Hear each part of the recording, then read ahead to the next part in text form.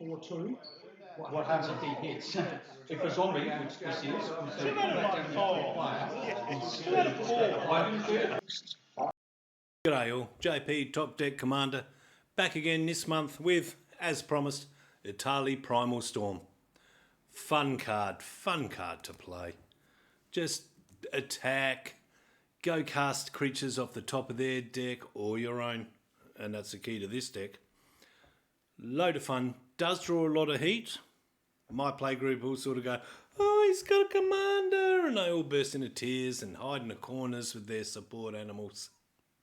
I'm just saying that because I know they watch this video. Does draw a lot of heat, so you need some protection. You've got to be realistic and expect it only to last 2 or 3 turns out there. So you've got to make sure what you cast are great cards, and I have some really nasty ones to do that with, and I've got some ways to manipulate the top of my deck to make that happen. Last 2 times I've played this, it's come out on turn 3, which has just been awesome, with haste, and been charging in, and I took the opportunity to try and take an early lead. Not really the game plan, but you know, you go where the deck takes you as well.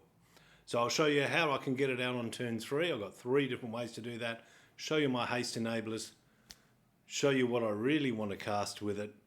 All the other stuff that you're casting off their decks, they're just more to keep you in the game until you can get your big fellas out. So, the reason I got this puppy in the deck is because of these cards.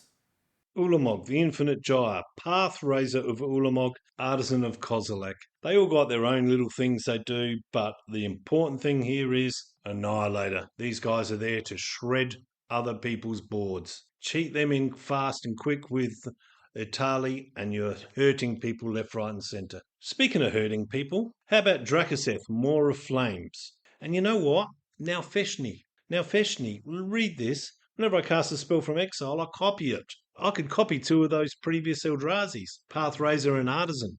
That would cause more chaos, more damage, more pain. That's not good enough for you. Morag, Fury of Akum, and Karlak, Fury of Avernus. There's a lot of fury going on here. They both give extra turns.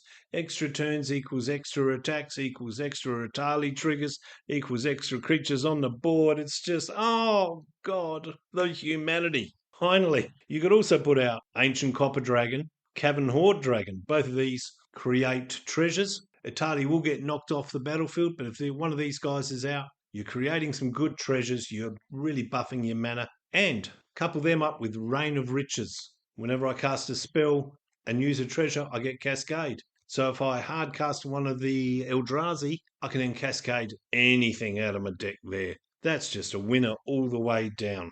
They're the main ones I want to get off that deck, but I've got some others too.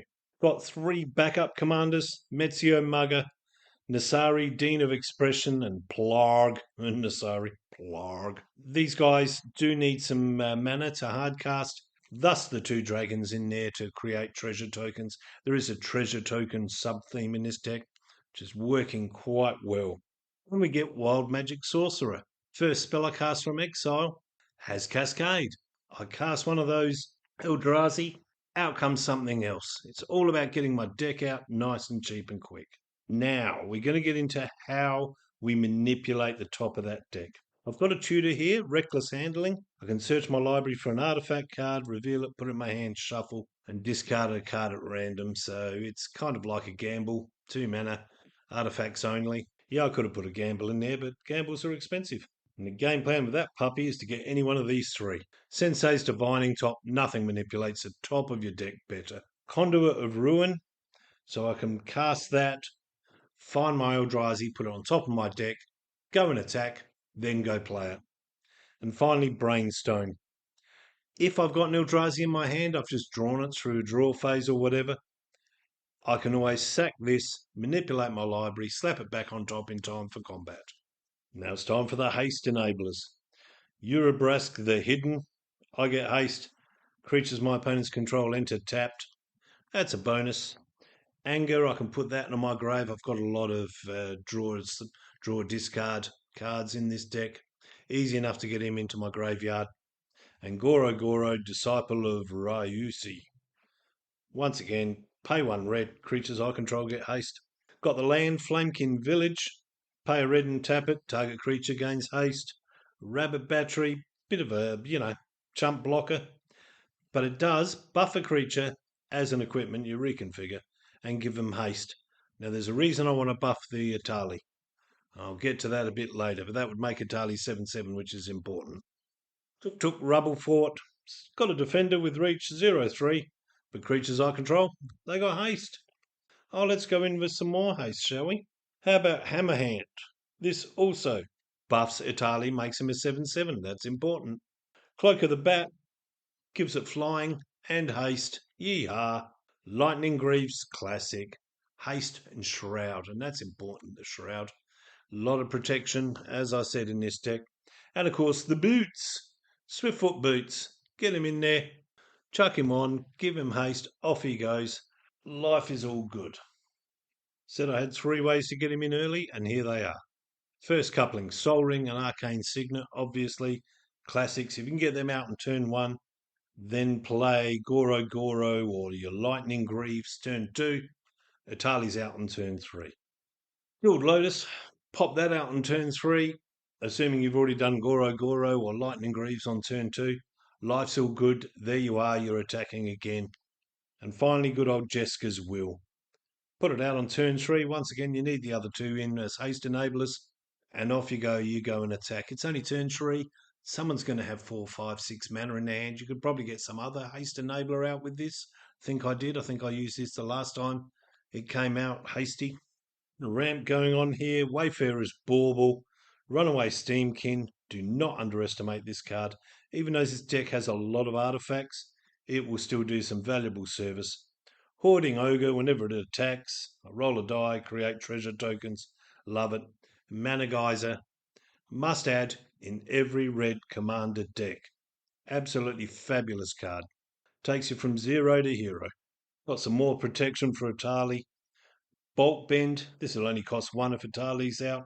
Deflecting Swap. That'll cost nothing. Got a land, Tyrite Sanctum. I can make him indestructible.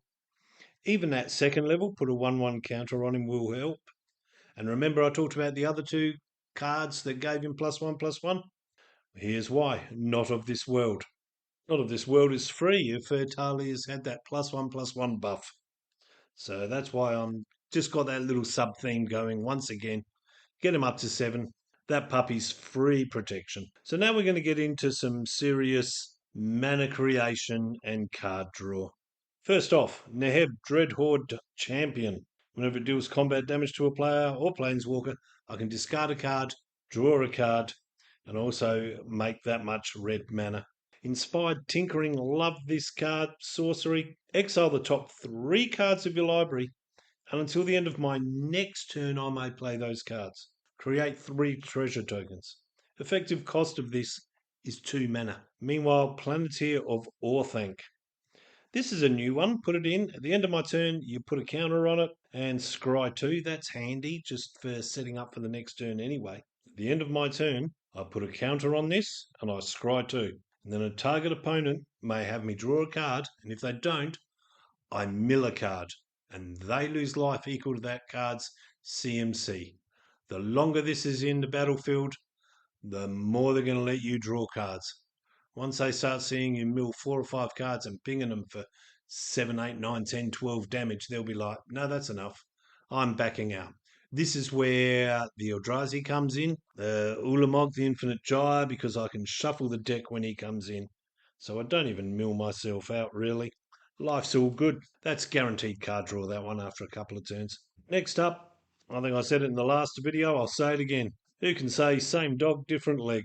4 cards, all of them discard a card, draw 2 cards, and create a treasure token. This is just nice, handy, cycling through. Once again, treasure tokens, that treasure sub-theme's kicking in. Particularly love Seize the Spoils, look at that. 3 mana, wow. Once again, power creep, good-o. Also got a couple of lands in there that draw cards. War Room, this should be in every monocoloured deck. 3, tap it, pay life equal to number of colours, draw a card. Cost me 1 life, 3 mana, I get a card. Fabulous in desperate situations. The other one is Valakut Awakening. Put any number of my cards from the bottom of my library onto the bottom of my library. Draw that many +1, or it can enter as a land. Awesome. Now just some true proper drawing. Crimson Fleet Commodore makes me a monarch.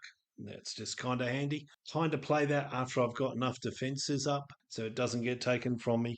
Endless Atlas. Part of the trouble with red is this draw discard thing is you have to refill your hand at some stage.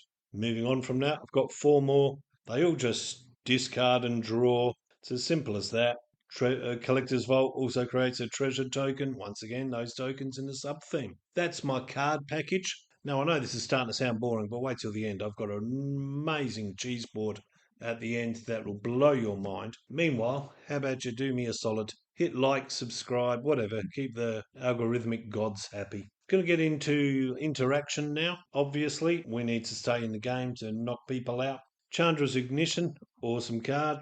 Target creature deals damage equal to its power to each other creature and each opponent. There we go. That'll wipe the board and give them a bloody nose. Blasphemous Act. Yeah, pay 1 basically. Wipe the board.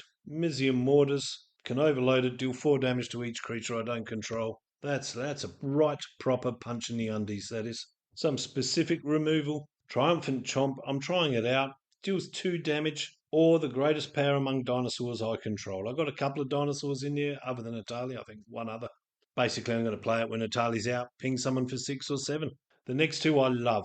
And quite honestly, this is going to be my halftime show. So Zoyoa's Justice and Chaos Warp. Zoyoa's makes target player shuffle an artifact or creature, mana value 1 or greater, into their library. Then they discover X, which is that cascade, but they can also just draw the card. Chaos Warp puts any permanent in their library.